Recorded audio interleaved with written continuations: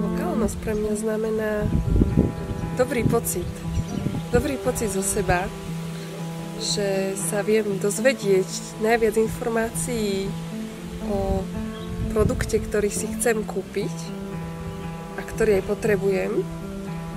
A lokálnosť pre mňa znamená aj dobrý pocit v tom slova zmysle, že dávam úctu človeku, ktorý je blízko v mojej lokalite a viem mu poskytnúť aj v podstate financie na jeho život, živobytie. To pre mňa znamená lokálnosť.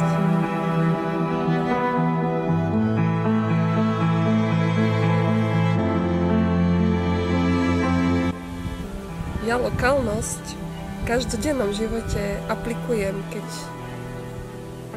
idem si niečo kúpiť a zameriam sa stále na to, odkiaľ pochádza tá vec.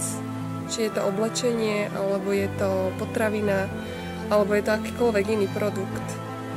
Tak zaujímam sa o to stále, keď teda niečo potrebujem. A zaujímam sa aj o to, či to potrebujem.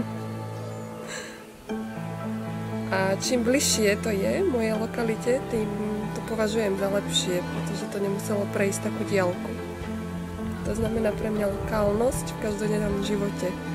Takto sa ju snažím aplikovať do svojho života a aj do života môjho okolia.